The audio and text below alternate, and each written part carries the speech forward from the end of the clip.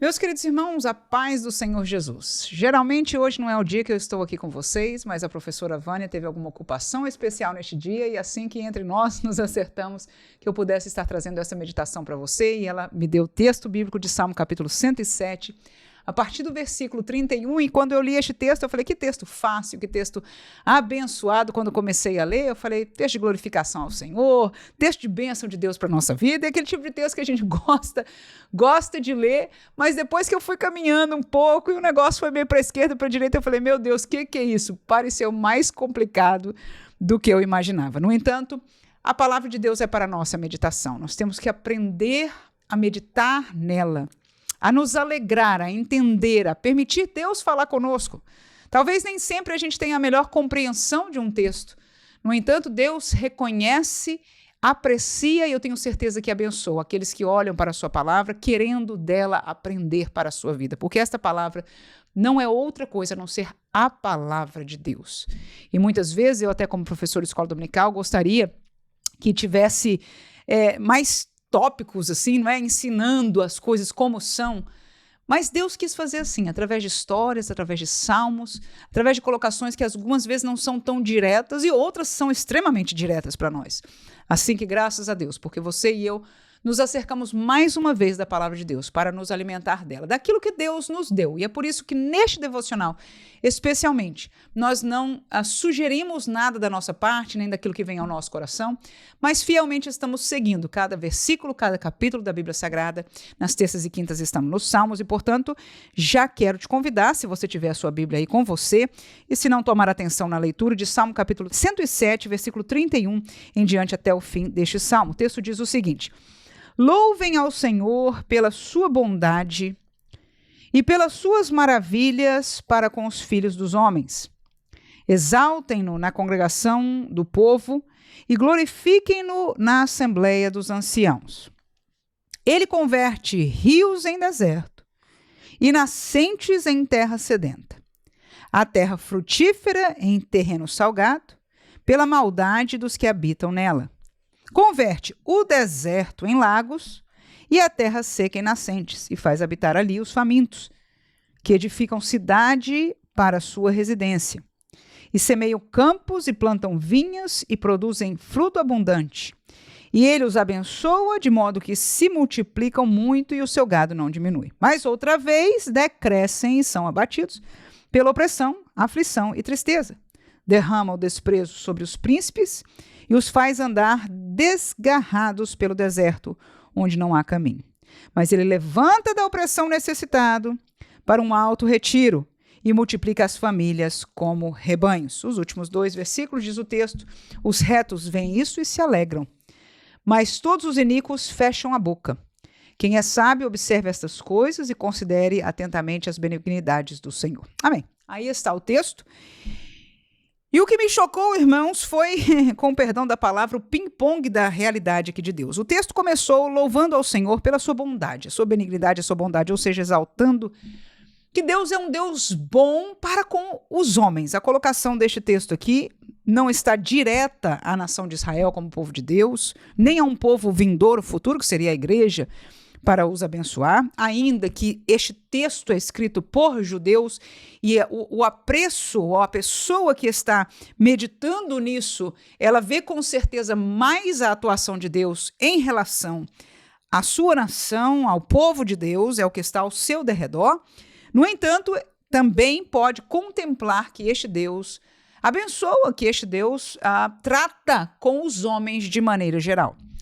E depois desta bênção de exaltar o nome de Deus por isso, e agradecer e exaltar pela sua bondade, começa um primeiro ciclo de versículos aí, que fala que Deus converte coisas boas em ruins. No versículo 32, versículo 33, ele converte rios em deserto, ou seja, rio fala de abundância de água, né? E deserto fala de não ter água nenhuma, enfim, geralmente quando não tem água, não tem plantações, não tem nada dessas coisas. Logo depois, ele diz rios em desertos, nascentes em terra sedenta. Então, é o contrário, nascente é quando a água brota, né? E terra sedenta é aquela que não tem nem fim, ela está tão seca que qualquer água que você jogar lá esvazia-se. Aí ele diz a terra frutífera em terreno salgado, mais uma tragédia, uma terra que antes era boa, que dava fruto, né? Agora este Deus tem poder para transformar essa terra frutífera numa terra salgada, numa terra que não frutifica, numa terra que não dá nada, não é? E ele vai falando essa realidade. Por quê? No versículo 34 ele diz, ele fala que faz isso, o Senhor faz pela maldade dos que habitam nela. Ou seja, Deus, de maneira geral, nós que lemos a Bíblia como um todo, nós vemos que, a não ser que Deus tenha um propósito específico, Deus não é manipulador da vida do homem como um robô. Ele não cuida de todos os detalhes, de quem sobe, de quem desce, de quem manda, quem demanda, de quem casa e quem não casa. Claro, se alguém lhe pedir a opinião, se alguém lhe buscar a sua vontade, o seu guiar, ele vai fazer conforme o seu querer. Amém? Até mesmo a direção de Deus, ele não tem obrigação de nos dar a nós crentes. Mas ele tem prazer, é o que eu entendo Deus assim ser, e na maioria das vezes, para quem busca, encontra no Senhor a resposta. Ou seja, vai viver na sua vida aquilo que Deus tem para esta pessoa, e isso é uma bênção. De maneira geral, Deus não manipula nem tem os homens como robô. Ele deixa-nos pagar o fruto das nossas escolhas. Escolhas boas, escolhas pelo caminho de Deus, vão ter frutos bons, frutos de Deus. Escolhas más, escolhas apartadas de Deus, escolhas de maldade, vão colher frutos de maldade. Ora, no entanto, algumas vezes Deus traz juízo. De maneiras pequenas, como esta escrita neste salmo, que Deus impede ou, num certo sentido, faz com que aquela prosperidade se esvaie do homem, segundo o texto aqui, pela sua maldade, ou seja, se Deus viu em alguém, ou numa família, ou num povo, né? Nós agora, a nossa mente foi lá em Nínive, por exemplo, que Deus inclusive mandou o profeta, não é, Jonas, pregar lá, era uma crise horrorosa em Nínive da maldade humana ali, mas o amor de Deus enviou a pregação, a palavra. Né? Nós vemos outros textos bíblicos, principalmente proféticos, a irmã Vânia tem ensinado para nós, né, em Isaías, Jeremias também, nos sábados, que nós vemos o juízo de Deus para com algumas nações. Então, aqui nós entendemos que Deus pode pesar a mão. Nem sempre o pesar a mão que acontece, ou nem a bênção, seja necessariamente pelo mover de Deus. Não. Essas coisas podem ser naturais, consequências naturais das nossas escolhas. A maioria delas são. Mas este salmo nos vem lembrar que, apesar que Deus não nos está manipulando, nem a nossa vida é um robô na mão de Deus, manipulado em tudo que acontece, se eu bati o pé ali é porque Deus está me amaldiçoando, o que eu fiz de errado, nem se deu bênção aqui, deu certo aquilo ali, é a bênção de Deus sobre a minha vida, a gente ficaria louco e não seria uma realidade bíblica. Não. Deus nos dirige. Deus nos deu a sua palavra. Deus nos dá o seu Espírito Santo, a nós que somos salvos. Mas ao homem, de maneira geral, ele tem noção da justiça, porque Deus fez todo homem com essa consciência moral, né? E eles vivem livremente, porque Deus nunca tirou a liberdade de escolha do homem. Eles podem se acercar de Deus, como podem se afastar e odiar a Deus, como a maioria daqueles que estão no mundo o fazem. Ou buscar outros deuses para si, quaisquer que sejam. No entanto, este salmo nos lembra que, se ele quiser tocar nestas coisas, entre aspas, pequenas, se ele quiser fazer juízos, entre aspas, nestes poucos, ele pode fazer. E ele, de vez em quando, faz. É isso que o Salmo está dizendo, pelo meu entender. Há grandes juízos de Deus na história da Bíblia, como houve no período de Noé, como vai haver no fim do tempo, na grande tribulação.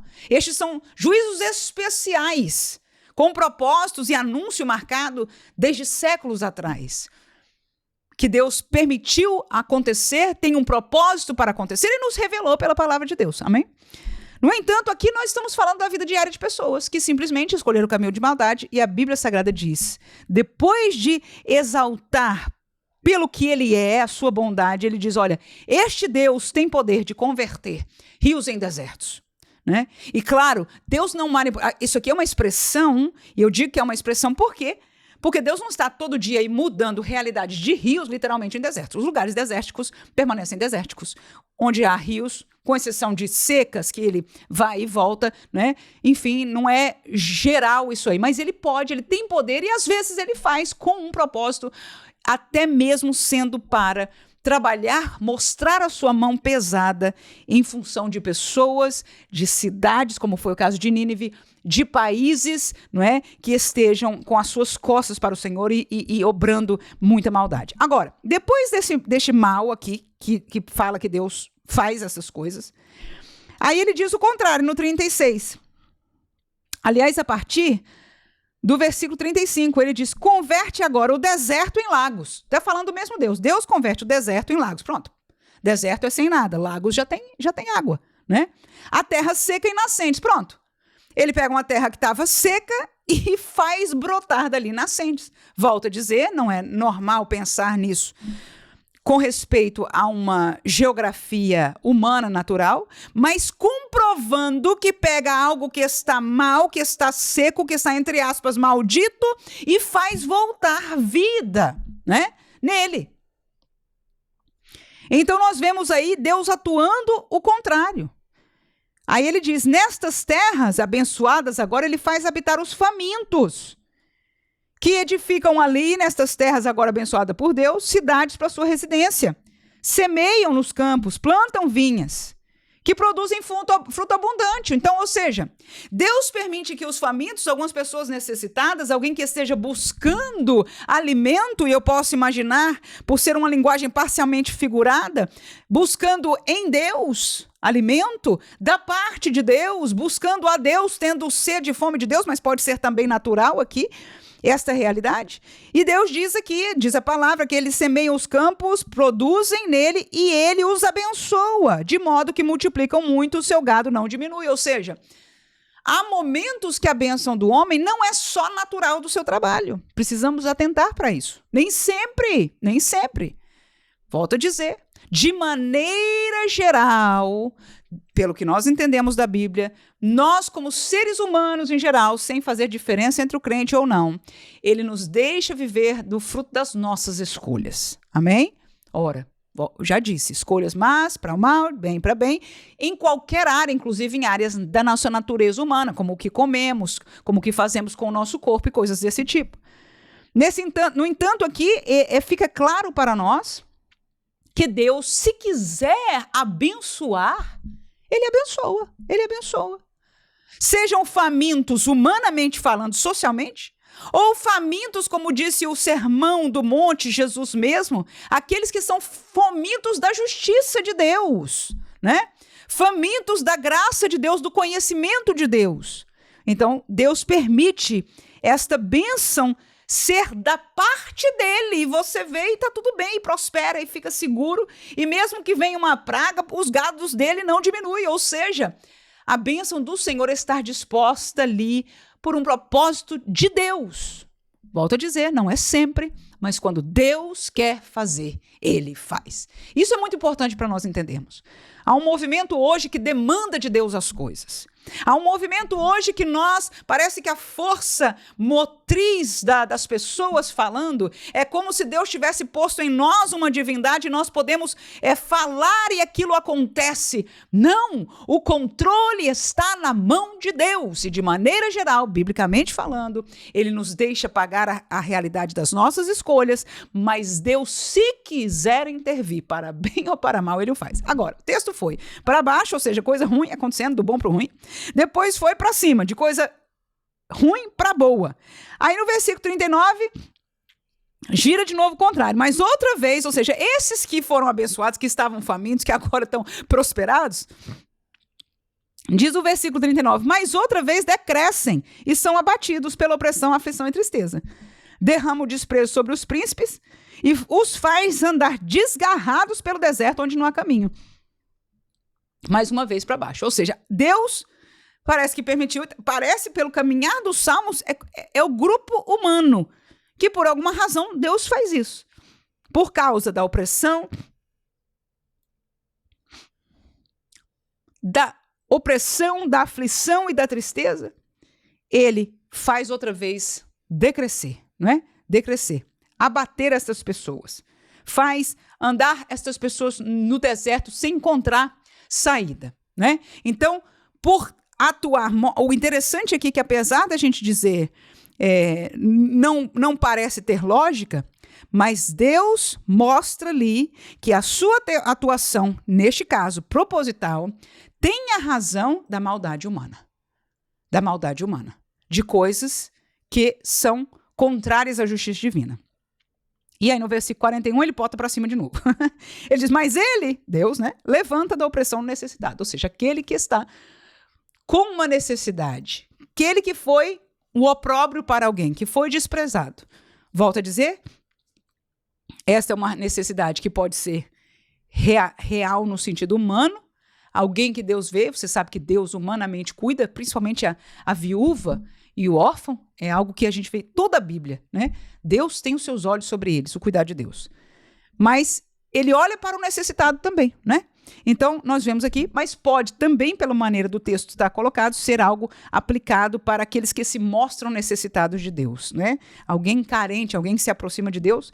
Então, ele diz, ele levanta dessa opressão para um auto-retiro. O auto-retiro para um lugar de segurança, né? Um lugar onde o inimigo não o alcance, um lugar onde ele se sente seguro. Ele diz aqui, multiplica as famílias como rebanhos, portanto, prosperando a sua vida. Agora, o mais interessante é onde nós vamos fechar, com certeza o texto já está terminando aí, e o nosso tempo também caminhando, né? Mas graças a Deus estamos alegres com a palavra de Deus. O interessante é que para baixo, para cima, Deus faz o que quer, como quer, a hora que quer, e ele tem os seus olhos postos sobre as nossas escolhas, e muitas vezes ele nos deixa caminhar o nosso caminho e pagar o preço natural delas, mas algumas vezes, e se ele quiser, ele intervém, tanto para a bênção como para retirar as coisas. Nós vimos biblicamente que ele pode fazer, já fez e faz ainda nos dias de hoje.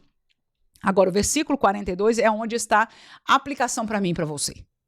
Porque ele diz, olha, os retos veem isso o quê? Isso que a gente acabou de ver no texto.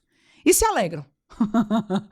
Amém? Nós queremos entender que nós somos os retos. Nós amamos a palavra de Deus, que é reta. Nós amamos a doutrina do Senhor, o caminho do Senhor, que é reto, que é perfeito. Aleluia. Então, ele diz, o reto, quando vê aquilo que Deus faz, ele se alegra. Aí no mesmo versículo diz, mas os iníquos fecham a boca. Aí eu me pergunto, como assim? O que é que faz os retos se alegrarem? Nós nos alegramos porque Deus tem o controle.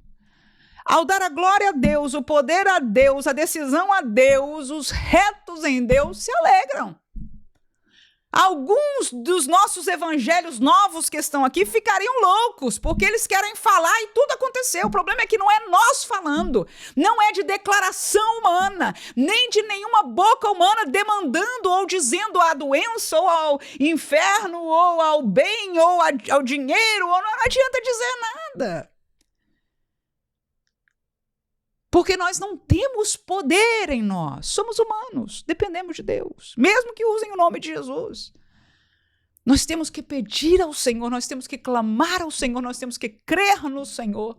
Agora, se Ele disser que vai fazer, aleluia, aí sim, temos que ter fé, porque Ele é Deus para fazer. Então, quando nós vemos com os nossos olhos que Ele pode fazer e que Ele faz, e que Ele pode tirar e Ele faz, né? Nós não temos problema do dia da abundância nem no dia do pouco, porque em ambos os dias, nós que somos retos, nos alegramos nele.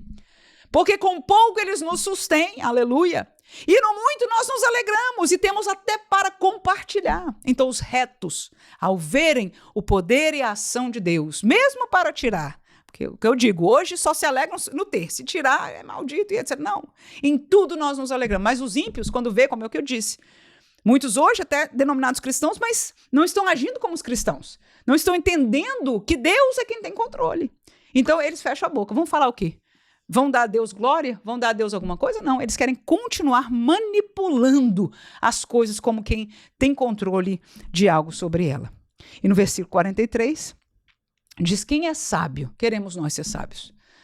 Pode ser que nós não alcançamos grande caminho de sabedoria, mas é o que nós queremos, é o que eu quero. E ele diz, quem é sábio, que observe estas coisas. Que observe e considere atentamente. O que é isso? Tome atenção. Pense sobre isso. Pense no que significa isso. Deus dá. Deus tocar a mão para abençoar. Deus pegar este abençoado e tocar a mão para decrescer? Pense, considere atentamente, é o que a palavra nos chama a fazer.